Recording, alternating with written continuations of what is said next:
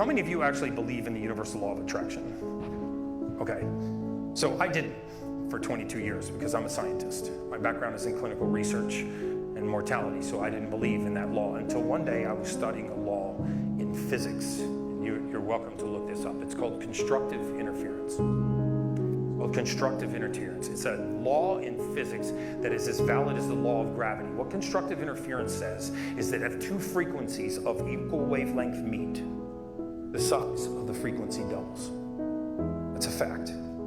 Which means that you can get energy from conversation. You can get energy from other people. They can also take energy from you. Destructive interference says that if two frequencies of opposite wavelength meet, the size of the wave cancels. Right? We say things like, women are more intuitive. You ever heard that? Women are more intuitive? That's not true. Women are more sensitive to frequency.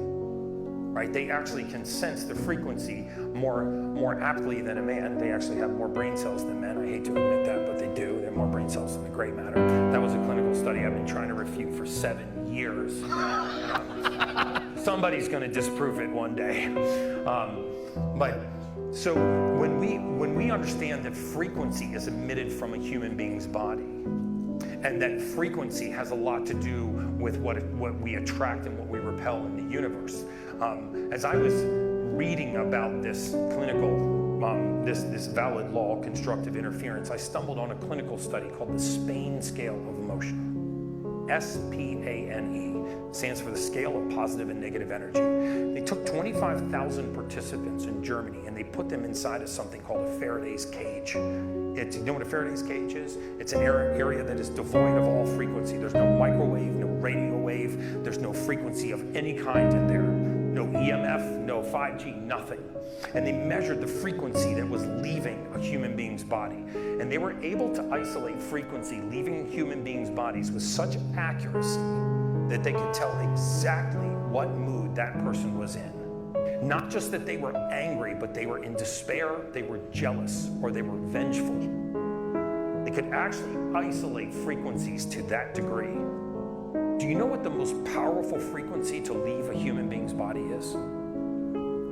Does anybody want to know what the most attractive frequency and the most powerful frequency to leave a human being's body? Anyone want to take a guess? Sex. Sex is not a frequency, that's an act. But we like where your head's at. Okay? Confidence, close. Love is close. This is actually 4 times more powerful than love. Close, joy, authenticity. Who said that? Right there. Have you seen me speak before? Okay, good. That was awesome. It's the frequency of authenticity.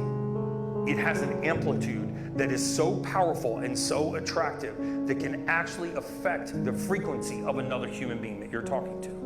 Authenticity only happened, and the Spain Scale of Emotion proved this, when your words are truthful and you believe what you're saying. If your words are not truthful, or you do not believe what you're saying, you cannot emanate the frequency of authenticity.